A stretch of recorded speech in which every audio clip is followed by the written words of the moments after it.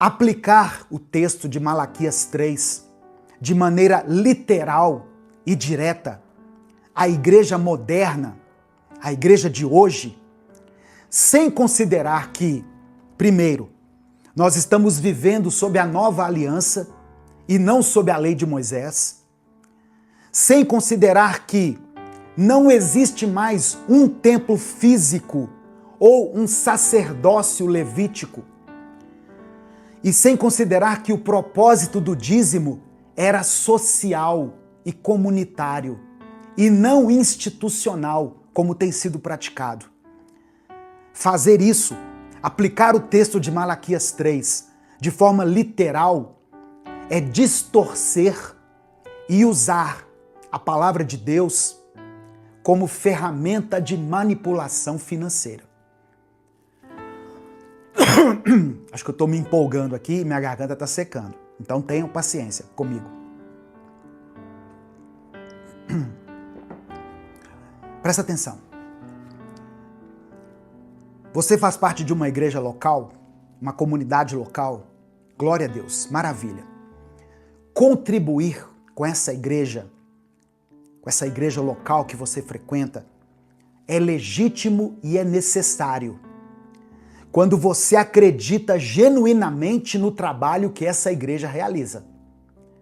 Só que o Evangelho nos ensina que não existe um templo feito de pedras, de tijolos, ou um depósito do templo, um depósito físico para onde o dinheiro deve obrigatoriamente fluir.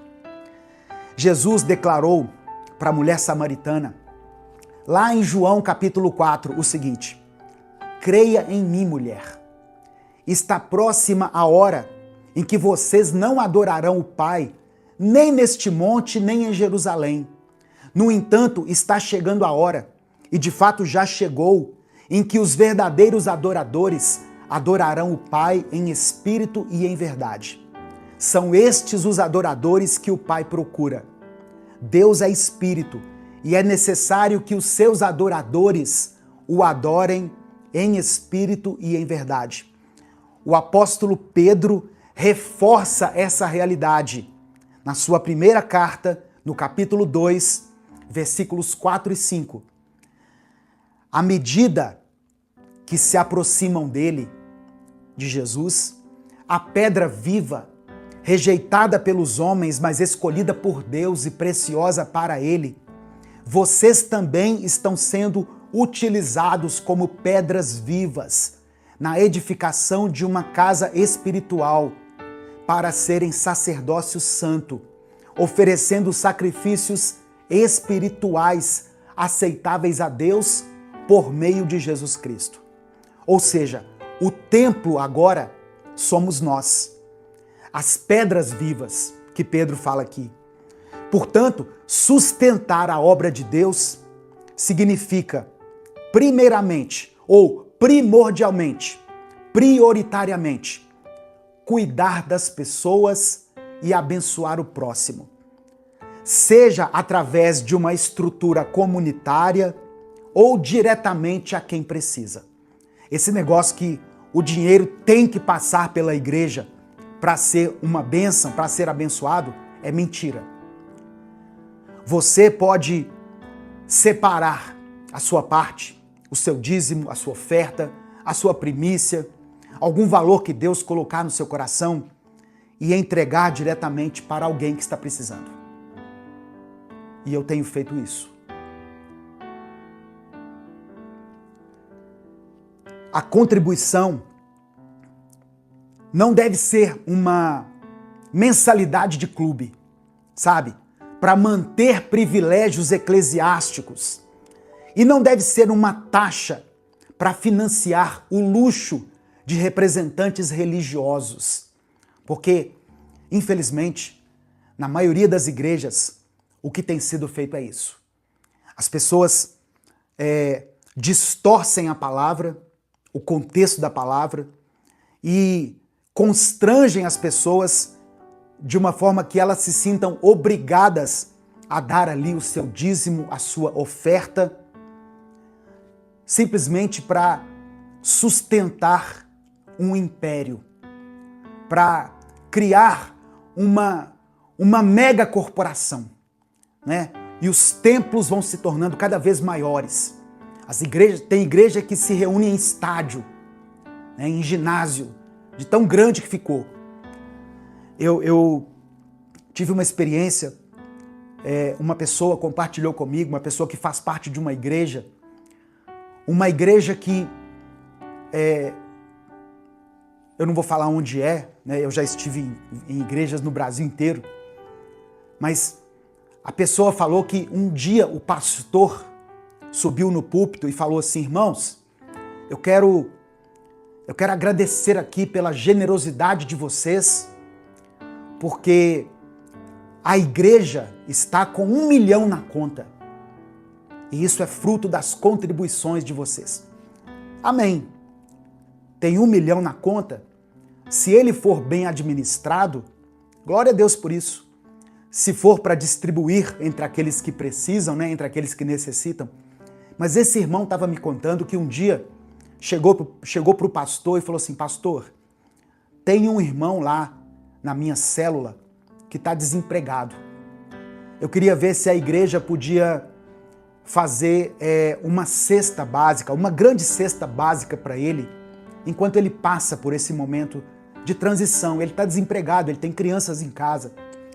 O pastor, que havia dito que a igreja tem 1 milhão guardado, falou assim: façam vocês da célula uma vaquinha e deem para esse irmão. Porque o dinheiro da igreja nós não podemos mexer. Ele está destinado para outras coisas. Para a reforma do templo, para comprar o lote ao lado. Tá vendo, irmãos, a incoerência? Tiago, capítulo 1, verso 27, define a religião de uma forma muito clara. A verdadeira religião. Tiago escreveu assim, olha: a religião que Deus, o nosso Pai, aceita como pura e imaculada é esta: cuidar dos órfãos e das viúvas em suas dificuldades e não se deixar corromper pelo mundo. O apóstolo Paulo nunca menciona o dízimo como obrigação para os cristãos. Em vez disso, ele fala extensivamente sobre generosidade voluntária, motivada não pela obrigação, mas pelo amor e pela gratidão, não pela lei ou por causa do medo. Em 2 Coríntios, capítulo 9, nos versículos 6 e 7, o apóstolo Paulo estabelece o princípio fundamental da contribuição cristã.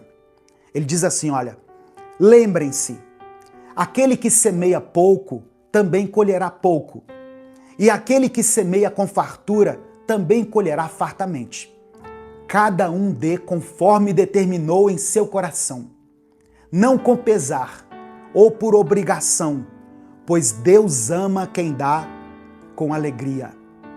Presta atenção nesse texto.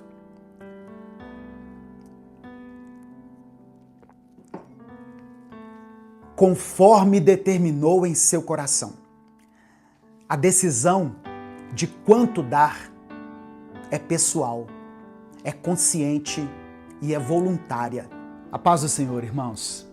Se esse vídeo chegou até você, eu creio que isso não foi por acaso. Talvez Deus esteja te chamando para dar um próximo passo na sua caminhada de fé. Meu nome é Edivaldo Oliveira, eu sou pastor, teólogo, escritor e conferencista. Eu também sou o criador do canal Minuto com Deus, que está no ar há mais de 10 anos. Há muito tempo eu tenho observado uma coisa: pessoas que amam a Deus, mas que vivem cansadas, ansiosas e sobrecarregadas em áreas importantes da vida. Muita gente ora, lê a Bíblia, frequenta a igreja, mas vive no limite emocional.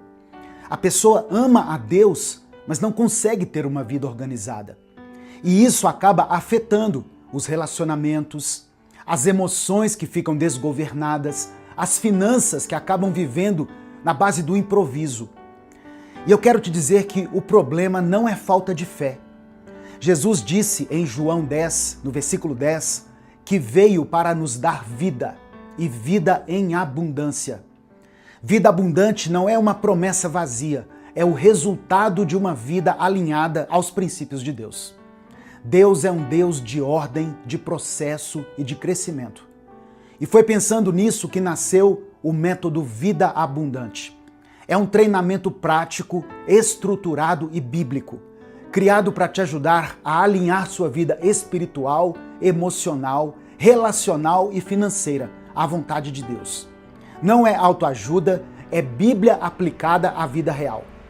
Dentro do método, você vai aprender a fortalecer sua vida espiritual, governar melhor suas emoções, construir relacionamentos saudáveis, organizar sua vida financeira com princípios bíblicos. Tudo isso de forma clara, prática e no seu ritmo. Eu não estou te prometendo uma mudança instantânea, não é fórmula mágica, mas você pode viver uma transformação consistente à medida em que você aplica os conhecimentos do método. Quando a raiz do problema é tratada, os frutos aparecem. Mais clareza, mais paz, mais direção, mais equilíbrio. Se enquanto você me ouvia, alguma coisa falou forte aí dentro do seu coração, não ignore. Logo abaixo desse vídeo tem um link para você se inscrever no Método Vida Abundante. Clica nesse link, faça sua inscrição e comece hoje mesmo essa jornada de crescimento e transformação. Que Deus te abençoe ricamente. Eu espero caminhar com você nessa jornada. Irmãos, quando nós olhamos para o ministério de Jesus, a passagem de Jesus aqui na Terra, uma característica de Jesus se destaca de uma forma muito especial: a compaixão. Jesus se destaca pela compaixão. No Evangelho de Mateus, no capítulo 9, nós vemos que Jesus percorria as cidades e os povoados, ensinando, pregando e curando os enfermos. Só que o que mais chama a atenção de Jesus, enquanto ele passava por aquelas cidades e povoados, foi a condição espiritual das pessoas. Jesus percebeu que as pessoas estavam aflitas, desamparadas, e ele as compara a ovelhas sem pastor. O texto de Mateus capítulo 9 diz isso. Jesus compara as pessoas que estavam desesperadas a ovelhas sem pastor. Esse olhar compassivo de Jesus, esse olhar misericordioso de Jesus, ele nos revela a preocupação de Deus com o cuidado do seu povo. E o desejo de Deus de levantar uma liderança verdadeira, uma liderança que se preocupe com vidas, uma liderança que seja justa. Eu quero ler o texto com você, vai ser o primeiro texto que eu vou mencionar aqui, Mateus capítulo 9, do verso 35 ao verso 38. Se você puder, abra sua Bíblia e vamos ler juntos esse texto. Diz assim a palavra do Senhor. Eu vou ler na versão NVI, Nova Versão Internacional. Jesus ia passando por todas as cidades e povoados, ensinando nas sinagogas, pregando as boas novas do reino e curando todas as enfermidades e doenças. Olha que coisa tremenda. Jesus passando pelas cidades, pelos povoados, ensinando, pregando o evangelho, curando as pessoas. E no verso 36 diz assim: ao ver as multidões, teve compaixão delas, porque estavam aflitas e desamparadas, como ovelhas sem pastor. Então disse aos seus discípulos: a seara é grande, mas os trabalhadores são poucos. Presta atenção. A seara é grande, mas os trabalhadores são poucos.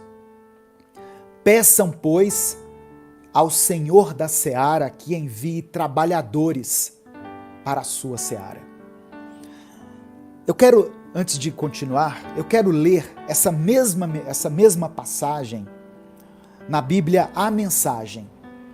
Se você ainda não tem essa Bíblia, eu recomendo essa Bíblia. Eu não ganho nada com a venda dela, mas ela é uma Bíblia muito interessante que traz uma linguagem mais atual, uma linguagem que é fácil você aplicar no seu dia a dia. Porque às vezes a Bíblia traz umas palavras tão cultas, não é? Tão rebuscadas, e a gente fica assim, sem saber como aplicar aquilo na nossa vida.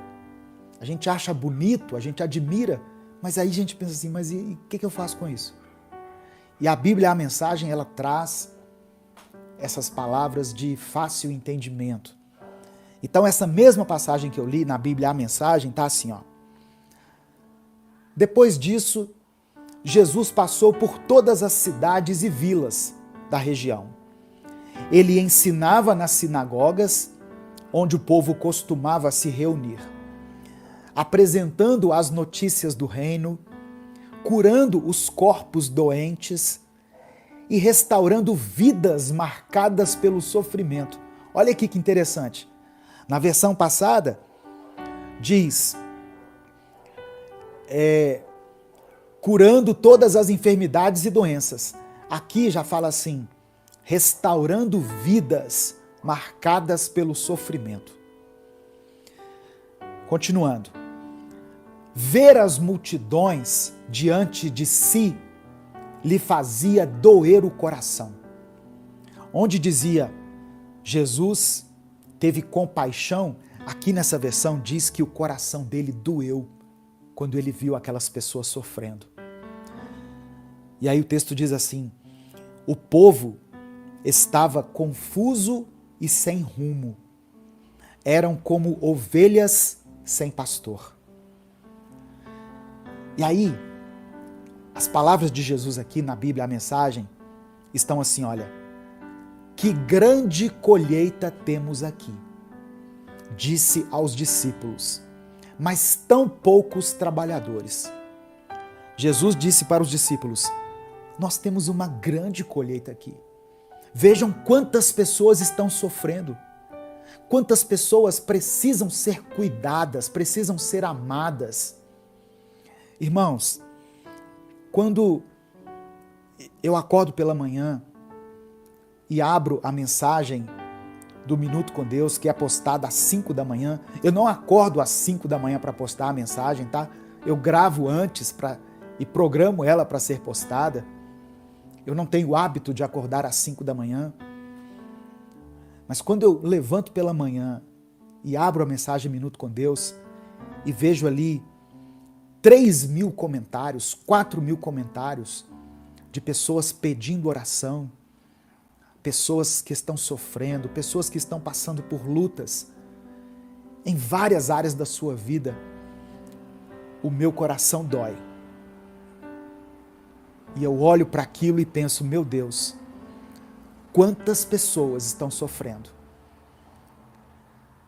E foi isso que Deus falou ao meu coração hoje. São ovelhas sem pastor. São ovelhas que ainda não descobriram que tem um pastor que cuida delas. E aqui eu não estou falando do pastor da igreja. Eu sou pastor. Eu fui consagrado a pastor, ungido a pastor. Eu fiz seminário, o ministério do qual eu fazia parte achou que eu tinha uma vocação pastoral e me separou para ser pastor. Mas aqui, eu creio que o texto não está dizendo de uma pessoa específica que tenha o título de pastor. Jesus, ele diz para os discípulos: nós temos uma grande colheita, a seara é grande, mas os trabalhadores são poucos. Jesus não fala, os pastores são poucos, os trabalhadores são poucos. Sabe por quê? Porque independente do título que você tiver, você pode cuidar de alguém.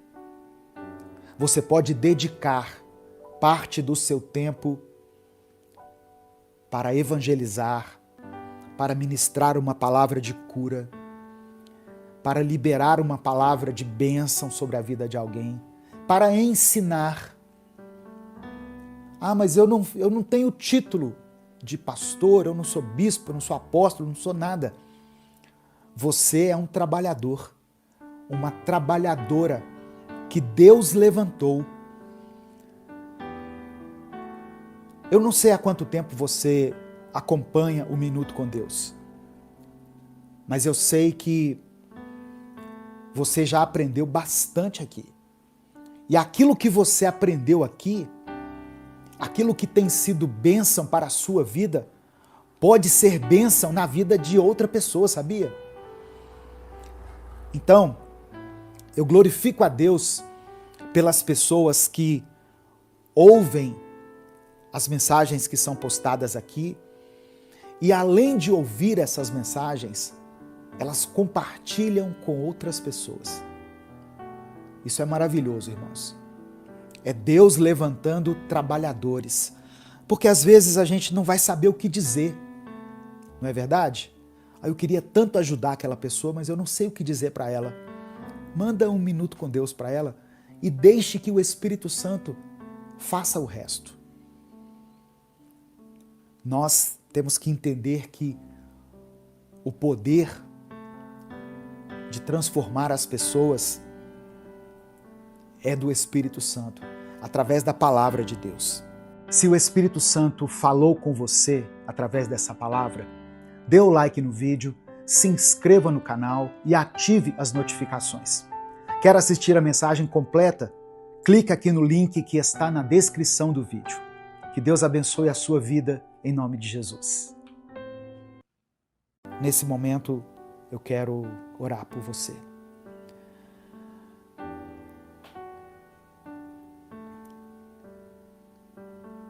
Eu quero orar pela Terezinha Ana Bertoni. Obrigado por ser membro do canal, Terezinha.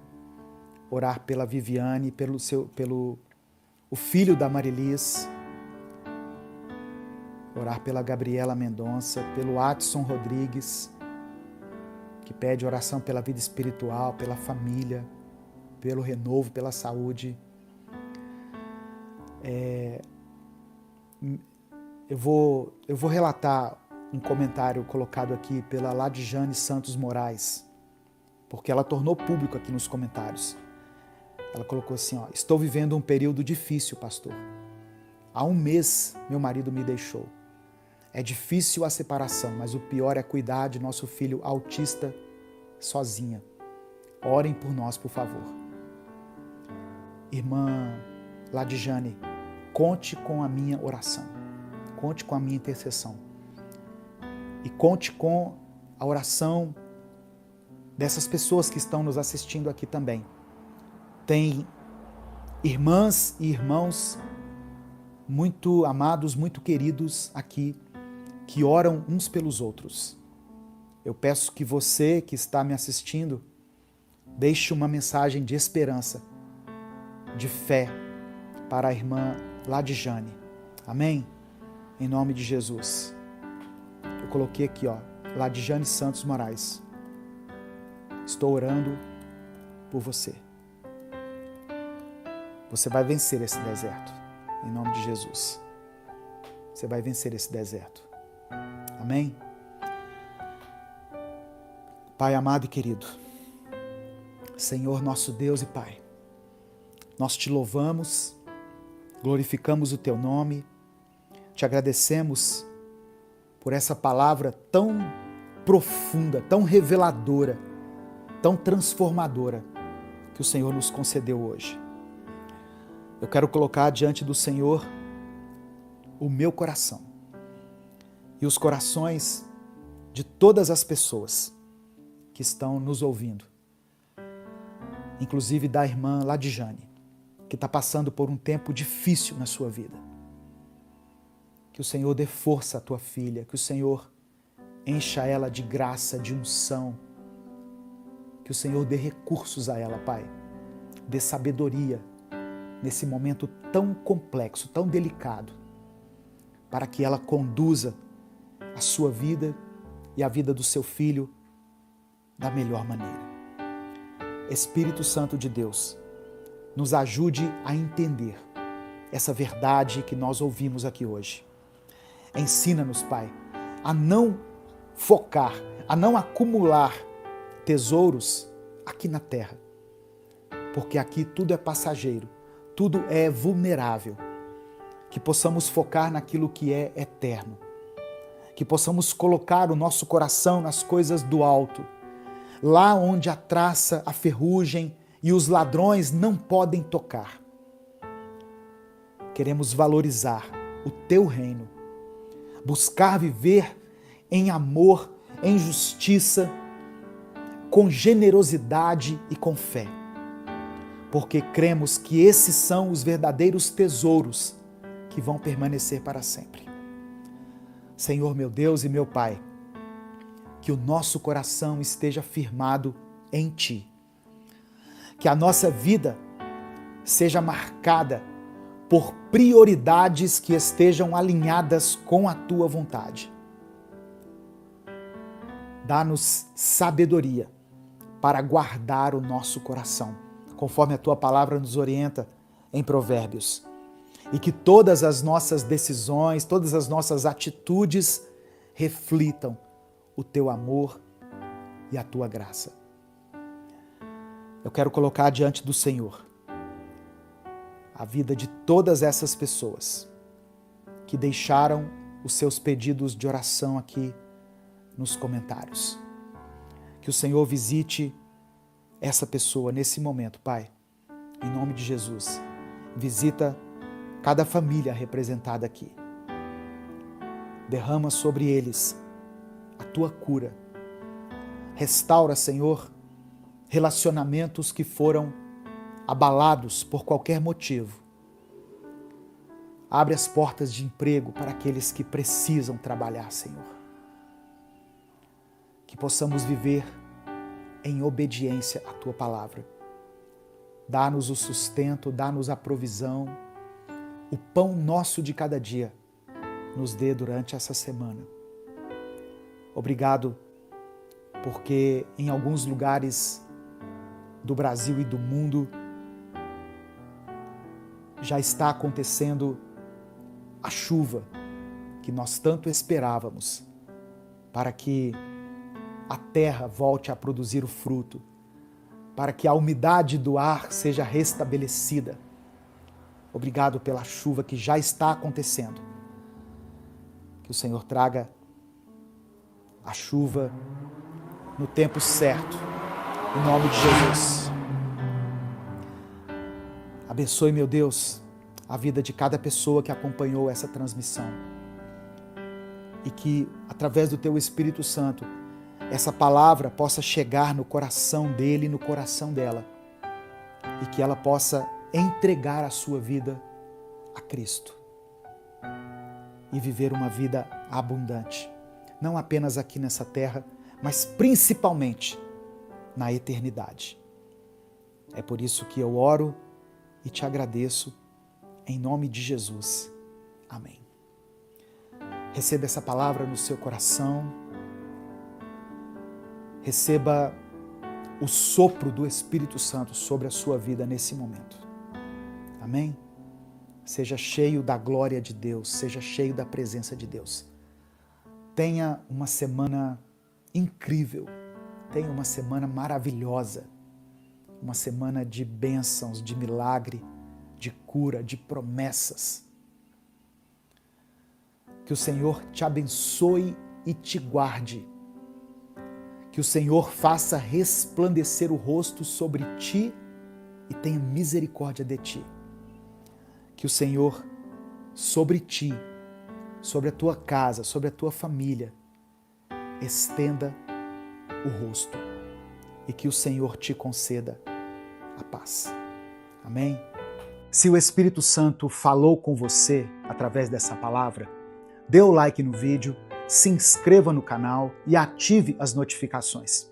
Quer assistir a mensagem completa? Clique aqui no link que está na descrição do vídeo. Que Deus abençoe a sua vida em nome de Jesus.